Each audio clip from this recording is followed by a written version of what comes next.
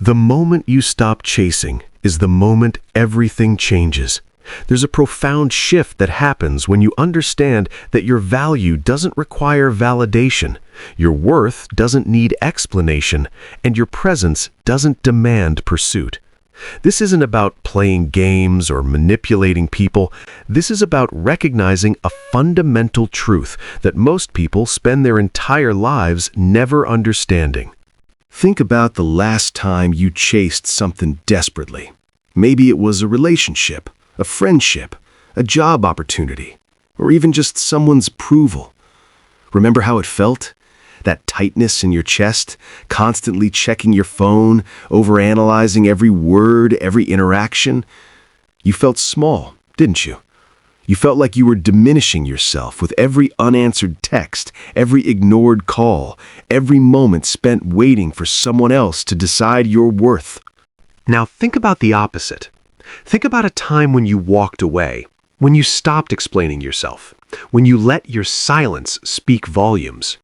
There's a power in that moment that's almost unexplainable. It's not arrogance. It's not coldness. It's self-respect in its purest form. The world will constantly test you. People will pull away to see if you'll chase. They'll misunderstand you to see if you'll desperately explain. They'll withdraw attention to see if you'll beg for it back. And here's what most people don't realize. The moment you take the bait, you've already lost. Not because you're weak, but because you've just told them that their presence matters more than your peace. Your silence is not passive. It's not running away. It's strategic. It's powerful. When you stop chasing, you force people to reconsider. When you stop begging, you remind them of what they're losing. When you stop explaining, you maintain your dignity and your mystery. Let's talk about chasing first. We live in a culture that glorifies persistence. We're told to never give up, to fight for what we want, to pursue relentlessly. And while there's truth in persistence when it comes to your goals and dreams, applying this same logic to people who clearly don't value you is self-destruction dressed up as determination. When someone wants you in their life, you'll know. You won't have to decode their texts or analyze their behavior with your friends for hours.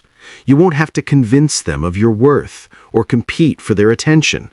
The right people, the right opportunities, the right situations will not require you to diminish yourself to fit in. Chasing communicates desperation. It tells the other person that you believe they're above you, that you need them more than they need you, that your life is incomplete without their validation. And ironically, the more you chase, the further they run. It's human nature.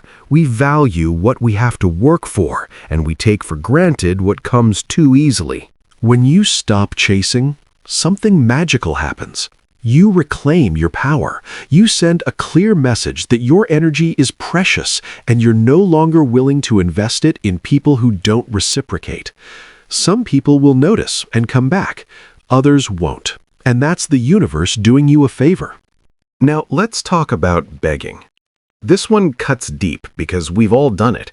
We've all been in that position where we felt like if we could just explain ourselves better, if we could just make them understand, if we could just show them how much we care, everything would change. But here's the brutal truth. Begging has never made anyone fall in love, restored a broken friendship, or created genuine respect. Begging is trading your dignity for breadcrumbs. It's saying that any attention, even negative attention, is better than none. It's accepting disrespect because you're afraid of being alone. And the person on the receiving end of your begging, they might feel temporarily powerful, but they'll never respect you. You can't beg someone into valuing you. The strongest move you can make when someone pulls away is to let them go, completely. No dramatic speeches, no long messages explaining why they're making a mistake, no attempts to negotiate or compromise your way back into their life.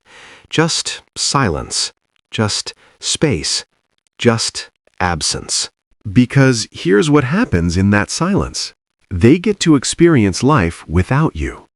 They get to feel what it's like when you're not constantly available. They get to miss you if they're going to miss you at all. And if they don't, then you've just saved yourself months or years of trying to force something that was never meant to be. Then there's the explaining. This might be the hardest one to let go of, because we're conditioned to believe that every misunderstanding needs to be cleared up, every wrong perception needs to be corrected, every person who thinks poorly of us needs to be convinced otherwise. But constant explanation is exhausting. It's a trap that keeps you stuck in other people's judgments and opinions. Every time you feel compelled to explain your choices, your actions, your boundaries, you're essentially asking for permission to be yourself.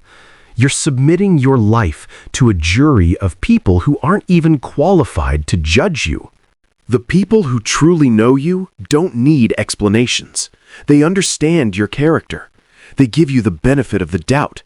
They trust your intentions even when they don't fully understand your actions. Everyone else? Their opinion is background noise.